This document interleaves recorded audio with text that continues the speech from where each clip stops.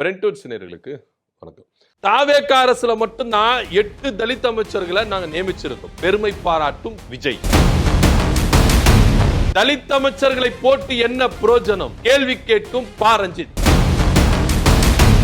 ராஜ்மோகன் அவர்கள் தலித் அப்படின்னு சொல்லிக்கவே வெக்கமாயிருக்கிறது. விலாசிய பா ரஞ்சித். அம்பேத்கரை தாவேகா கொள்கை தலைவரா இங்க ஏத்துக்குது. ஆனா அம்பேத்கர் சிலையை துறக்கிறதுக்கு புறமுதுக காட்டி ஓடுகிறது தாவேகா அரசு.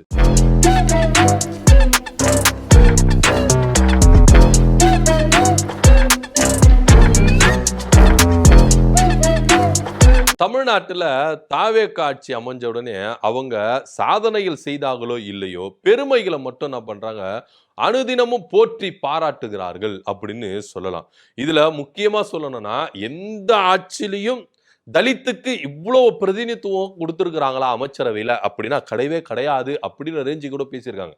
ஆனா கலைஞர் இருக்கும் போதே தலித்துகளுக்கு எந்த அளவுக்கு இங்க இப்ப நாடாளுமன்றத்திலும் சரி, இங்க சட்டமன்றத்திலும் சரி, எந்த அளவுக்கு முன்னுரிமை கொடுத்தாரு, பிரதிநிதித்துவம் கொடுத்தாரு அப்படின்றதெல்லாம் வேற விஷயம். அதெல்லாம் அரசியல்லாம் அவங்க என்ன பண்ண மாட்டாங்க, வரலாற்றுகளா புரட்டி பார்க்க மாட்டாங்கன்னு வச்சுக்கோங்களேன். அவங்க கண்ணுக்கு எது தெரியுதோ அதை மட்டும் தான் சொல்லுவாங்க. உதாரணத்துக்கு ஒண்ணு சொல்றாங்க, ஒரிஜினா சொன்னார்ல, இந்த ஸ்டாப் ரன் ஸ்டாப் ட்ரக்ஸ் அப்படின்ற ஒரு விழிப்புணர்வு பேரணியில மாரத்தான்ல விஜய் அவர்கள் ஓடினாரு, 3 கிலோமீட்டர் ஓடினாரு அப்படின்னு. அப்ப அவருக்கு கண்ணுக்கு தெரிஞ்சது விஜய் 3 கிலோமீட்டர் ஓடுறது மட்டும்தான். உடனே என்ன பண்ணாரு, இந்த நாட்டுல எந்த முதலமைச்சரும் இது மாதிரி ஓடுந்து இல்லைங்க அப்படின்னாரு. ஆனா அது போல காஷ்மீர்ல உமர் அப்துல்லா எல்லாம் ஓடி இருக்காருன்னு வச்சுக்கலாம், 12-25 கிலோமீட்டர்லாம் ஓடி இருக்கிறாருன்னு வச்சுக்கலாம். ஆனா அதான் அந்த வரலாற்றை திரும்பி போய் பார்க்க மாட்டாங்க. கண்ணுக்கு எதிர என்ன நடக்குதோ அதை மட்டும்தான் இவங்க என்ன பண்ணுவாங்க, சொல்லிப்பாங்க. இதுதான் விஜய் அவர்களும் சொன்னது. ஆனா அதுக்கு முன்னாடியே கலைஞர் அவர்கள் கொடுத்திருக்கிறாரு அப்படின்றதெல்லாம் வேற விஷயம். ஆனா இப்ப என்ன சொல்றாங்கன்னா, 8 தலித் அமைச்சர்களை இந்த கவர்மெண்ட்ல நாங்க என்ன பண்ணிருக்கோம், நியமிச்சிருக்கிறோம் அப்படின்னு அவர் ரொம்ப பாராட்டிக்கிறாங்க, பெருமை பாராட்டிக்கிறாங்க. அதுல நிறைய பேர் இருக்கிறாங்க. குறிப்பா நம்ம விரல விட்டு சொல்லணும் அப்படின்னா, வன்னியரசு, ராஜ்மோகன், கமலி போன்றவர்கள்லாம் நம்மளுக்கு ரொம்ப பரிச்சயமா இருப்பவங்க வச்சுக்கோங்களேன். நிறைய பேர், இன்னும் 5 பேர் இருக்கிறாங்க தலித் அமைச்சர்கள், 8 அமைச்சர்கள் இருக்கிறாங்க. ஆனா இந்த 8 அமைச்சர்களும் இருந்தும் தமிழ்நாட்டுக்கு என்ன பிரயோஜனம் அப்படின்னு டைரக்டர் பா ரஞ்சித் அவர்கள் என்ன பண்ணியிருக்காரு, விட்டு விளாசி இருக்கிறார்.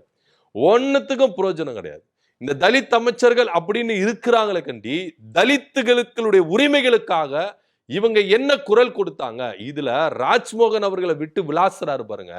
ராஜ்மோகன் அவர்கள் தலித்து அப்படின்றத எழும்பூர் தொகுதியில நின்ன பிறகுதான் ராஜ்மோகன் தலிதா அப்படின்னு எல்லாருக்குமே தெரியுது அப்படின்னு சொல்றாரு ரஞ்சித் அவர்கள். ஏன்னா அது வரைக்கும் ராஜ்மோகன் அவர்களை தலிதா அப்படின்னு பல பேருக்கு தெரியவே தெரியாது. உண்மையிலேயே ரஞ்சித் அவர்கள் சொல்றது உண்மைதான்.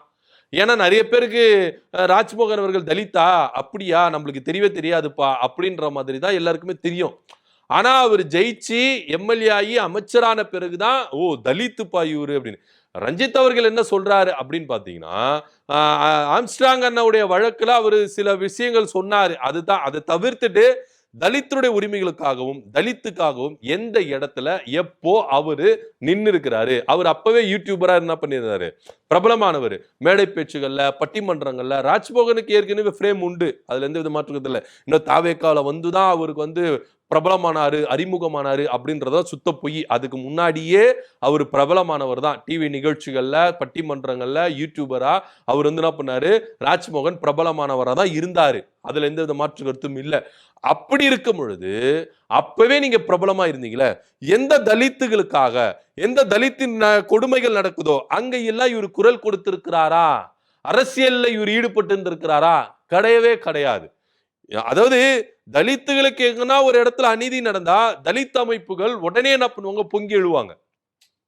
நம்ம திருமாவளவன் அவர்கள் இருக்கிறார்ல, தலித் சார்ந்த அமைப்புகளுக்கும் இப்போ நம்ம திருமாவளவன் இருக்காருல, அவர் மேல ஒரு முத்திரையே இருக்கு, தலித் கட்சிக்கான இவர் தலைவர்ப்பா, அங்கீகரிக்கப்பட்ட தலைவர்ப்பா அப்படின்னு இருக்கு. ஆனா அந்த மனுஷன் தலித்துக்காக மட்டும்லாம் உழைக்கல, எல்லா சாதியினருக்கும் அவர் என்ன பண்றாரு, உழைச்சுட்டு இருக்காரு, குரல் கொடுத்துட்டு இருக்காரு. அது வேற விஷயம். ஆனா திட்டமிட்ட ஒரு சிலர் என்ன பண்ணுவாங்கன்னா, முத்திரை குத்துவாங்க, இவர் தலித்துக்கு தான், வன்னியர் பாமக வன்னியர் தான் அப்படின்னு சொல்லிட்டு முத்திரை குத்துவாங்க. ஆனா 2 கட்சிகளும் என்ன பண்றாங்க, எல்லா சாதியினருக்கும் ஈக்குவலா என்ன பண்றாங்க, போராடுறாங்க, குரல் கொடுக்குறாங்க. அது வேற விஷயம். பட் இருந்தாலும் தலித் அப்படின்னும் பொழுது இங்க திருமாவளவர்கள் தான் முக்கிய போக்கஸ்டா இருக்குது. ஸோ அப்போ அவரை கூட இந்த அம்பேத்கர் விவகார வழக்குல கூட குரல் கொடுக்கவே இல்லை. இன்னும் சொல்ல போனா சோ அவரு கூட பல விஷயங்கள் வந்து நான் பண்ணிருக்காரு, குரல் கொடுத்திருக்கிறார். தலித்துகளுக்கு எதனா ஒரு பிரச்சனைனா அவர் முன்னாடி வந்து நிப்பாரு. அதாவது பாதிக்கப்பட்டவர்கள் சைடுல இருந்து அவர் முன்னாடி நிப்பாரு அப்படின்றதெல்லாம் நம்ம பார்த்திருக்கிறோம். சோ அப்படி கூட ராஜ்மோகன் அவர்கள் ஒரு விஷயத்துல கூட அவர் குரல் கொடுத்ததே கிடையாது. அவர் யூடியூப்ல பேசியிருக்கிறாரா, பொது மேடைகள்ல பேசியிருக்கிறாரா அப்படின்னா கிடையவே கிடையாது அப்படின்றது தான் ரஞ்சித் அவர்களுடைய மனவேதனையா இருக்கு. ஆனா இவங்க எல்லாருமே இன்னைக்கு அமைச்சரா இருக்கிறாங்க. தாவேகா ஆட்சியில 8 தலித் அமைச்சர்கள் இருக்கிறாங்க. இருந்த என்ன பிரயோஜனம்? எந்த தலித்துகளுக்கு கொடுமை நடக்கும்போது இவங்க குரல் கொடுத்திருக்கிறாங்க? சும்மா பெயரளவுக்கு தாங்க தலித் அமைச்சர்களு. ஆனா தலித்துகளுக்காக உண்மையா குரல் கொடுக்கல, போராடல, வந்து நிக்கல. இதுதான் ரஞ்சித் அவர்களுடைய கேள்வியாகவும் இருக்கு. இன்னைக்கு யாராவது அமைச்சரவையில இருக்கிற 8 தலித் அமைச்சர்களும் இன்னைக்கு குரல் கொடுக்க முடியுமா? நான் இந்த சம்பவத்துக்காக, இந்த கொடுமைக்காக, தலித்துகள் ஏவப்பட்ட இந்த பாதிக்கப்பட்டவங்களுக்காக நான் நின்னு இருக்கிறேன் அப்படின்னு யாராவது ஒருத்தர் சொல்ல முடியுமா? சொல்லவே முடியாது. இதுல பெரிய விஷயம் என்ன அப்படின்னு தெரியுமா? தாவேகா கொள்கை தலைவர்கள் 5 பேர். அதுல அம்பேத்கர் அவர்களும் உண்டு. அதுல எந்தவித மாற்று கருத்தும் இல்ல. சைலண்டா யாருக்கும் தெரியாம போய் என்ன பண்ணுவாரு? விஜய் அவர்கள் அம்பேத்கருக்கு மாலைலாம் அணிவிப்பாரு. அதெல்லாம் வேற விஷயம். ஏன்னா கொள்கை தலைவரை கூட திருட்டுத்தனமா தான் போய் என்ன பண்றாரு? அவர் மாலை போட்டு வராரு. அவருடைய கொள்கை தலைவர் தான். ஏன் பகிரங்கமா உங்களால ஒரு அம்பேத்கர் சிலைக்கு வெளியே வந்து மாலை போட முடியல? எதுக்கு உங்களால அறிக்கை விட முடியல? ஏன்னா அது ஒரு அரசியல் அப்படின்றதுனால யாருக்கும் தெரியாம காலாங்கத்துல வந்து என்ன பண்ணுவாரு? திருட்டுத்தனமா வந்து என்ன பண்ணுவாரு? மாலையை போட்டு என்ன பண்ணுவாரு? கிளம்பிடுவாரு. அது வேற விஷயம். ஆனா இருந்தா கொள்கை தலைவர்ல அம்பேத்கர், அண்ணல் அம்பேத்கர்ன்றது ரொம்ப முக்கியமானவர். சோ அப்படியெல்லாம் இருக்குன்னு வச்சுக்கோங்களேன். அப்படிப்பட்ட அம்பேத்கருடைய சிலையை திறக்கிறதுக்கு இங்க ஏகப்பட்ட பிரச்சனைகள் வருது. ஏன் அரசாங்கமே இதை முன்னின்று நடத்த முடியல?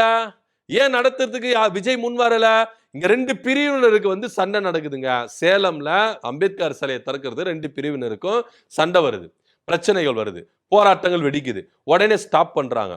ஆனா இதுல ஆக்சுவலா வந்து பாத்தீங்கன்னா எதிர்த்தரப்பினர் வந்து என்ன சொல்றாங்கன்னா, கால் மேல கால் போட்டு உட்கார வைக்க கூடாது. அதுதான் உங்களுடைய எதிர். நீங்க அம்பேத்கர் சிலையை திறந்துக்குங்க. அதுல எந்த வித மாற்று கருத்து இல்ல. எத்தனை அடி வேணாலும் திறந்துக்குங்க. அந்த கால் மேல கால் போட்டு உட்கார்றாருல, அதுதான் எங்களுக்கு இடிக்குது. வேணாம், கால் மேல கால் போட்டு உட்கார கூடாது. எப்பா அம்பேத்கர்ன்றது வந்து தாழ்த்தப்பட்டவர்களை தலை நிமிர்ந்து நடக்க செய்தவர்ப்பா. கால் மேல கால் போட்டு பிரச்சனைன்னா நான் கால் மேல கால் போடுவேன்டா. நான் கோட்டு சூட்டு உனக்கு பிரச்சனை, நான் கோட் சூட்டு போடுவேன்டா அப்படின்னு கபாலி படத்துல ரஜினி அவர்கள் பேசினார்ல, அதன் ரியல் லைஃப்ல வாழ்ந்து காட்டினவர் அம்பேத்கர். அப்படி இருக்கும் பொழுது ஆதிக்க சாதியினரை, நம்முடைய சாதியினரை கொடுமைப்படுத்துகிற, கீழ்ப்படுத்துகிற, காயப்படுத்துகிற அந்த சாதியினருக்கு முன்னாடி நான் வளர்ந்து காட்டணும் அப்படின்றதுல கோட் ஷூட் போட்டு கால் மேல கால் போட்டு கெத்தா உட்கார்ந்தவர் அண்ணல் அம்பேத்கர் அவர்கள். அப்பேற்பட்ட சிலையை திறக்கிறதுக்கு தான் இங்க வந்து என்ன பண்றாங்க? பிரச்சனை பண்றாங்க. ஆக்சுவலா அந்த கால் மேல கால் போட்டு சிலை திறக்க கூடாது. மத்தபடி நீங்க அம்பேத்கர் சிலை திறந்துக்குங்க, எங்களுக்கு பிரச்சனை கிடையாது. அப்படிதான் பெரிய பிரச்சனை ஆகுது. ஸ்டாப் பண்றாங்க. சரி, இது பெரிய பிரச்சனை ஆகுது, இது பயங்கரமா வந்து வெடிக்கிற மாதிரி இருக்குது, இது ஸ்டாப் பண்ணணும்னு சொல்லிட்டு அம்பேத்கர் சிலை என்ன பண்றாங்க? திரை மூடி மறைச்சிட்டு என்ன பண்றாங்க? விட்டுறாங்க. கொள்கை தலைவரான உங்க தலைவர் இந்த மாதிரி சிலை திறப்புல ஒரு அநீதி நடக்குது, அவமரியாதை நடக்குது. உடனே அரசாங்கம் என்ன பண்ணிருக்கணும்? விஜய் அவர்கள் என்ன செஞ்சிருக்கணும்? என் கொள்கை தலைவர், அதனால நான் திறப்பேன். ஏன் அரசாங்கமே இந்த சிலையை திறக்கல? ஏன் ஒரு குரல் கொடுக்கல? ஏன் இதை பத்தி பேசவே இல்லை? அரசாங்கம் பேசவே இல்லை. தலித் அமைச்சர்கள் வாயை மூடிக்கிட்டாங்க. ராஜ்மோகன் அவர்கள் தலித் தலித் தலித்னு சொல்லிட்டு பெருமை பாராட்டிக்கிறாரு. 8 அமைச்சர்களை நாங்க தலித்தா போட்டிருக்கிறோம் சொல்லிட்டு விஜய் அவர்கள் மேடைக்கு மேடை போட்டு என்ன பண்றாரு? பெருமை பேசுறாரு. சட்டமன்றத்துல இதுவரைக்கும் எந்த அரசாங்கமும் செய்யல. எம்ஜிஆர் செய்யல, ஜெயலலிதா செய்யல, காமராஜர் செய்யல, மு.க. ஸ்டாலின் செய்யல, கலைஞர் செய்யல, யாருமே செய்யல. 8 தலித் அமைச்சர்களை நான் தான் நியமிச்சிருக்கிறேன்னு சொல்லிட்டு பெருமை பாராட்டுறீங்களா சட்டமன்றத்துல? அப்ப ஏங்க தலித் தலைவர்களான அம்பேத்கரை வந்து நீங்க வந்து திறக்காம நீங்க அமைதி காக்குறீங்க? எதுக்கு நீங்க ஒரு வார்த்தை கூட சொல்லல? கண்டன அறிக்கை விட்டீங்களா? தாவேகா சார்பாக கண்டன அறிக்கை விட்டீங்களா? நீங்க அரசாங்கத்தை விட்டுடுங்க. அரசாங்க பொது விட்டுடுங்க. தாவேகாவுடைய கொள்கை தலைவர் தாவேகா சார்பாக எதனாவது கண்டன அறிக்கை வந்துதா? அந்த சிலையை திறக்க கூடாது, இந்த சிலையை ஏன் திறக்க கூடாது, எதுக்கு திறக்க கூடாது அப்படின்னு கண்டன அறிக்கை கொடுத்தாங்களா? கிடையவே கிடையாது. தலித் அமைச்சர்கள் எத்தனை பேர் பார்வையிட்டு அதுல என்ன குறைகள் இருக்குது, ஏன் திறக்க கூடாது, எதுக்கு திறக்க கூடாதுன்னு சம்பந்தப்பட்ட 8 தலித் அமைச்சர்கள் இருக்கிறீங்களா? ஏன் போய் பார்வையிடல? எதுக்கு இத பத்தி நீங்க பேசவே இல்லை? இதெல்லாம் கூட விட்டுடுங்க. ஆனா திருமாவளவன் அவர்கள் ஒருத்தர் இருக்கிறார். அம்பேத்கருக்கு ஒரு இழிவு அப்படின்னா உடனே களத்துல வந்து நிக்கிறவர் திருமாவளவன் அவர்கள், விடுதலை சிறுத்தைகள் அவர்கள். இதுவரைக்கும் அவங்களும் இத பத்தி பேசவும் கிடையாது. இந்த சிலைய ஏன் திறக்கக்கூடாதுன்னு சொல்லிட்டு நீங்க போராடவும் கிடையாது. அந்த சிலைய திறந்து வச்சு நீங்க இனாகரேஷனும் பண்ணது கிடையாது அப்படின்னு தான் சொல்றாரு. இதுல இன்னொரு விஷயம் என்ன அப்படின்னா, ஆ ரஞ்சித் அவர்கள் சொல்றத வச்சு பார்த்தா, வன்னியரசு மேல எனக்கு முரண்பாடான கருத்துகள் உண்டு. அதுல எந்தவித மாற்று கருத்து இல்ல. ஆனா அவரு கிட்ட பவர் வந்த பிறகு, அவரால என்ன முடியுமோ இந்த சமுதாயத்துக்காக, தலித் சமுதாயத்துக்காக அவரால என்ன பண்ண முடியுமோ அத அவரு செஞ்சுட்டு தான் இருக்கிறாரு. ஆனா மீதி இருக்கிற இந்த தாவேகாவுடைய அமைச்சர்கள் இருக்கிறாங்கல்ல, இவங்கள தலித்து அமைச்சர்கள் அப்படின்னு சொல்றதுக்கே வெட்கமா இருக்கு, கேவலமா இருக்குன்னு சொல்றாரு. ஏன்னா இவங்க கிட்ட பவர் வந்து இதுவரைக்கும் தலித்துகளுக்காக, துறை சார்ந்தவங்க தலித்துகளுக்காக என்ன பண்ணியிருக்கிறாங்க அப்படின்ற ஒரு கேள்வி. சொந்த சமுதாயத்தினரையே சொந்த அமைச்சர்கள் இந்த மாதிரி வந்து அமைதியா இருக்கிறது வேதனை அளிக்குது அப்படின்னு சொல்லிட்டு தான் ரஞ்சித் அவர்கள் சொல்றாரு. சோ இதெல்லாம் வந்து பார்த்தோம்னா இது எல்லாமே ஒரு மேம்போக்கான ஒரு பெருமைக்காக பேசுறது. 8 தலித் அமைச்சர்கள் நியமிச்சிருக்கேன், சும்மா ஷோ கேஸுக்கு தான். இவங்க தலித்துகளுக்காக குரல் கொடுக்க மாட்டாங்க. தலித்துகளுக்காக அவங்களுடைய வாழ்வை மேம்பாடுறதுக்கு செய்ய பண்றாங்க. வன்னியரசு அவர்கள் மேல எனக்கு முரண்பாட கருத்து உண்டு, எங்களுக்கு முற்றுமோதலும் உண்டு, அவர் மேல எனக்கு சில மனக்கசப்பும் உண்டு. ஆனாலும் அவரை நான் இந்த மேடையில நான் பெருமை பாராட்டுகிறேன். ஏன்னா அவர் கிட்ட பவர் வந்த உடனேயே தலித் அமைப்புகளுக்காக தலித்துகளுக்காக என்னென்ன செய்ய வேண்டுமோ அதெல்லாம் செஞ்சு இருக்கிறாரு. ஆனா இங்க ராஜ்மோகனும் சரி, கமலியும் சரி, இல்ல மற்றும் பலரும் சரி, யாருமே எதுவுமே பேசவில்லை. அம்பேத்கர் சிலையை அங்க திறக்க விடாம பிரச்சனை பண்றாங்க. அதுக்கும் இந்த அரசாங்கம் அமைதியா தான் இருக்குது. அதே போல கட்சி சார்ந்தும் விஜய் அவர்களும் என்ன பண்றாரு, கொள்கை தலைவர் சொல்றாரு. ஆனா அவரும் அமைதியா தான் இருக்கிறாங்க அப்படின்னு சொல்லிட்டு ரஞ்சித் அவர்கள் கண்டனத்தை தெரிவிக்கிறாரு. உண்மையிலேயே இது எல்லாமே யோசிச்சு பார்க்கும் பொழுது ஏன் இன்னைக்கு தாவேகா இப்படி அரசியல் பண்றாங்க அப்படின்னு நம்மளுக்கு தெரியல. அப்ப நீங்க ஒரு வகையான சுயநல அரசியல்வாதி தானே எடுக்கிறீங்க. வாக்கு, அதாவது சமுதாய வாக்கு வேணும் அப்படின்றதுக்காக அப்படி போற்றி புகழ்ந்து பாடுறது, அதுக்கப்புறம் அந்த வாக்கு வந்த உடனே கண்டுக்காம இருக்கிறது. இன்னைக்கு அம்பேத்கரை தூக்கி பிடிச்சாரு விஜய் அவர்கள். அந்த ஏன்னா தலித் வாக்குகள் நமக்கு வரணும் அப்படின்றதுக்காக. இன்னைக்கு தலித் வாக்குகள் வந்துருச்சு, ஆட்சியில் உட்காந்துட்டீங்க. ஆனா அம்பேத்கர் சிலையை திறக்கிறதுக்கு அச்சப்படுறாங்க இந்த கவர்மெண்ட். இந்த தாவேகா வெற்றி, தாவேகாவில் இருக்கிற கொள்கை தலைவர்களுக்கு ஒரு அநீதி நடந்திருக்கு. ஆனா இதை வந்து வேடிக்கை பார்க்கறாங்க, குரல் கொடுக்காம. தலித் அமைச்சர்களா இருக்கிறவங்க தலித்துகளுக்காக குரல் கொடுக்காம ஒதுங்கி நிக்கிறாங்க. இது எந்த விதத்தில் நியாயம் அப்படின்னு சொல்லிட்டு தான் நீலம் பண்பாட்டு மையத்தினுடைய தலைவர் ரஞ்சித் அவர்கள் இங்க சொல்றதையும் நம்ம பார்க்கிறோம். இதெல்லாம் யோசிச்சு பார்க்கும் பொழுது நிச்சயமா இவங்க தலித்துக்கு ஆதரவா இல்ல அப்படின்றது மட்டும்தான் தெள்ள தெளிவா தெரியுது.